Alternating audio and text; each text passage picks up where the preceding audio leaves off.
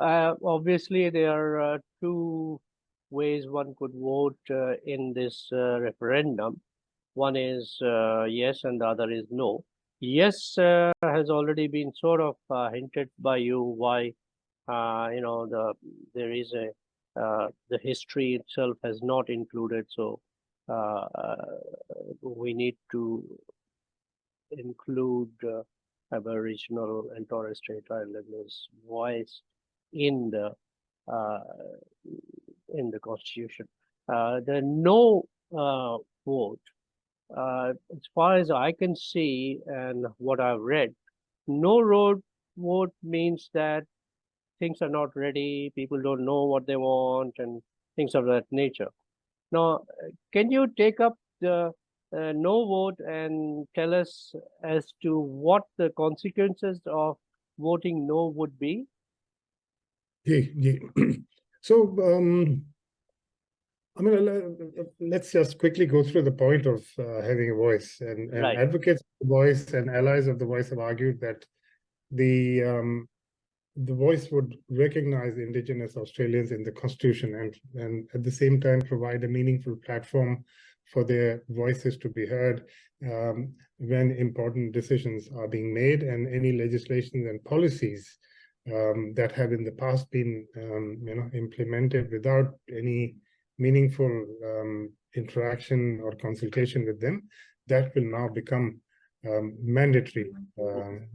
People who are affected will be involved in the decision making. And the reason for that is that because of the invasion by the British, there were massacres and there were policies that resulted in the stolen generation and all these things massively reduced the number of First Nations people in Australia, which means that they are only about 3% of the population. And there is tremendous intergenerational trauma, their life expectancy is less, their education levels are less, and there is continuing disparity. So obviously between Indigenous and non-Indigenous Australia in terms of education, law, health, justice. So a meaningful representation, people who are advocating for the voice are saying is needed through elected officials has been, and it's been through normal process. It has been very difficult. I mean, some people say that why not?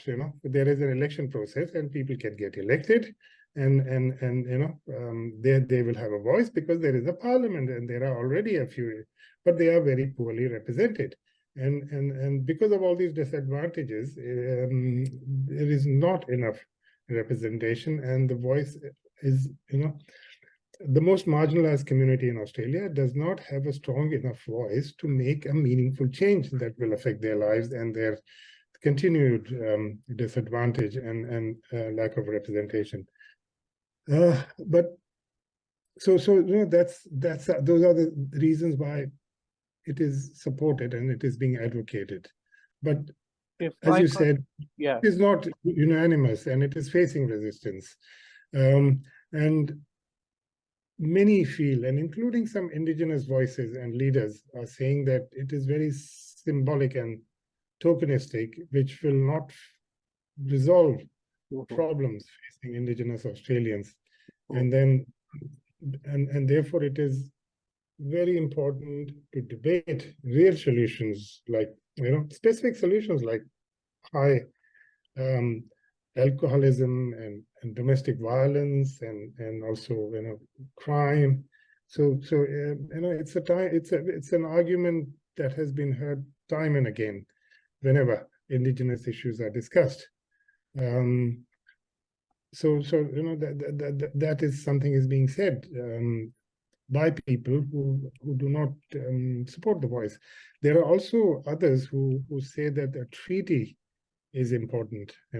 Treaty is more important than just having a tokenistic voice. Without a treaty, the voice is going to be meaningful. Now, so that's the other challenge. The no case also are saying that there is no need to change things and so on, as somewhat of a summarized point that I wanted to make here. But but the problem is that if you say no, then whether you'll get another chance to bring up the problems and issues that you have already mentioned, that this special community, which is the original inhabitants of Australia, they've never really had a voice in terms of putting their needs forward. It's people have been coming and doing things for them, and whether they like it or not, they have had to endure those situations. And in fact, to the extent that there's hardly any what are called pure blood Aborigines left in Australia. I think the last person was in Tasmania who passed away a few years ago. That's from memory. So there is no real alternative that these folks have had to put their cases forward, and at least by giving them a chance in the parliament, so that the same situation which has been going on for over 400 years does not occur again for them. They need to have a voice. And how can you, the no folks are also saying that there's nothing definite, they don't know what they want. Well, then, I mean, unless you have a voice, you cannot decide what you want. And their situations are so well distributed across the continent of Australia, and not every community of Aboriginal descent is facing the same situation. Although there may be some very common problems, like you mentioned the alcoholism and lack of education and disease and crime to an extent which is unbearable compared to other communities in this world.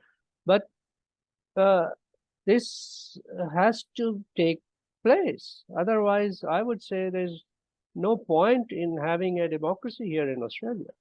This is my utmost belief. What do you think about that?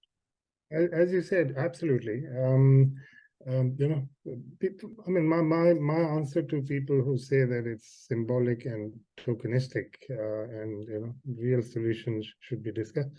I mean, I say the idea, the voice is something that will come at the cost of anything else that will be done, is probably not very sound logic. Everything else can still continue. All the voice does is recognize indigenous communities as the distinct indigenous first peoples of Australia, and the voice is really not intended to be the only tool to correct the structural imbalances facing Aboriginal Australians. The real solutions, or whatever else is happening in improving their lives and getting them more included in decision making can still continue. So all the voice will do is ensure that they have a stronger voice in all the decisions are being made. And the other, of course, criticism being made, especially by the opposition parties, is that it lacks sufficient detail. The government's proposal, Anthony Albanese's proposal. So again, that again is not very convincing. I mean, the very idea of a voice is that any proposal that will affect the lives of Indigenous people will be made in consultation with them. So that's the foundation that the voice will provide. So the government has said that will happen, and a document will be released. And again, these are things that will evolve over time. The idea of the voice is to enshrine it so that it has some stability regardless of who is in power. Yes. Not that it should have, details right down to the last word of everyday running of the voice in the Constitution, but that such a body should exist and can exist with constitutional protection. So that's the important part. Some people say that the creation of the voice is racist, and it provides, prioritizes one race or one community over the others, whereas there are so many other marginalized communities, which is correct. But there are an array of voices that are underrepresented in the parliament, but the context here is completely different. They were the original inhabitants. They were the traditional owners of the land who never ceded sovereignty of the land. It was snatched away from them. Exactly. We are on stolen land, and that is something Australia has recognized and continue to recognize. Even the critics, in the opposition parties, they say that they are on stolen land. So after systematically denying them their rightful place on the land and oppressing them for generations, this is a measure that will restore some justice and set Australia on a path to right those wrongs of the past. Yes. Hooray for that. To that, I really support that particular statement of yours, that it would set a precedence for the voice to be heard. And we've got less than 1 minute and 30 seconds left. And so in the end, I would like to thank you once again, Deepakji, and also my viewers and listeners of Suniye Tau, but with the hope that in a hopefully a very near future, we'll talk about the possible components of the voice that we would, through this avenue that is being hopefully given to this community, they will bring forward their issues, which have not been heard so far, because it's been only looked at via one lens of, if you permit the word, the white supremacist, although it's been changing a little in terms of social integration and all that. But that is ethnic communities, so on and so forth. But everyone takes a backseat compared to what these people have suffered. And therefore, their needs and issues must be heard as a priority. So we will talk about those details as they unfold, and hopefully we can do some objective analysis of the situation in forthcoming times. So thanking you once again, Deepak Joshi, for your time. And to go to full. That's it.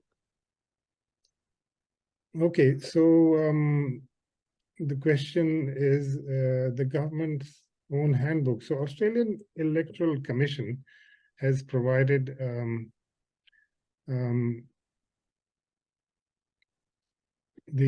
booklet for easy,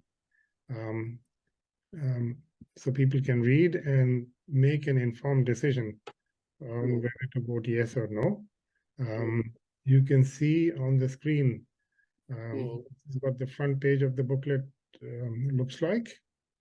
And you would have received it in the mail. If you haven't, you can ring the Australian Electorate Commission and they will send you a booklet. Otherwise, it is also available on aec.gov.au website. This one is in English, but as I said, it's available in multiple languages, which means for Indians, it will be available in Hindi, Urdu, Tamil, Punjabi, and a host of other languages. Same applies to different languages from different parts of the world.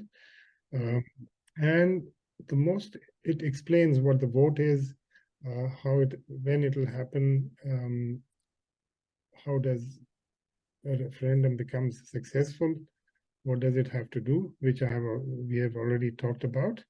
But most importantly, the Australian Electoral Commission booklet provides you with a case for voting yes and a case for voting no, which means you can read, you can see what happens if the law passes, the referendum is successful, then what will happen, and also a case, for voting no. So they are giving you reasons why you should vote yes, and also why some people are resisting the idea of an Aboriginal and Torres Strait Island voice the way it has been proposed. So yes, the yes votaries, or the case for yes talks about recognition, listening, and better outcomes, better results for the community in health, education, and employment. The case for no says that it is risky, it is unknown, and it is divisive, and most importantly, it is permanent. So once you are there, you are stuck with it, which means you're also stuck with the negative consequences. So please find it either online, or you can get a printed copy if you haven't received it already. Do read it, and if you need a translation, it is also available on the AEC website. Thank you, Deepak. Do you have any concluding remarks that you may wish to part with for this podcast? Yes, Iqtidar, thank you. In this podcast, we have tried to give both sides of the argument, why some people are saying yes should be voted, or why some people oppose it. But I personally have an opinion, and so I think it's only fair that I tell which way I'm going to go. So this is what I have to say, that Australians will be voting on a referendum to enshrine the Indigenous voice to Parliament. The voice seeks to help solve severe inequities facing First Nations people and aid in their self-determination. We are all from the subcontinent. We are from India, and I'm conscious that the struggle for justice of Australia's First Nations people strongly resonates with the fight for human rights in India by India's own indigenous communities, the Dalits, the Adivasis, the Bahujan communities, and that sometimes threatens to raise its ugly head in the diaspora. These both struggles share a common thread of marginalized communities striving for recognition, representation, and empowerment. And as these two nations confront their respective histories, it is crucial to acknowledge and support the collective aspirations of equality, justice, and inclusion for all. So I will be voting yes, and I urge all my fellow Indians and South Asians to do the same. Wonderful. Thank you for a very well put argument for the yes case, and we part here with the thoughts that the points you've made are well taken by our audience, and they will decide which way they wish to vote. And hopefully, we have presented both sides in this podcast, and we will catch up with you next time. Thank you very much, Deepak, and thank you to all the viewers of Suniye Tau. All the best. Take care. Bye-bye. Thank you for having me. Welcome.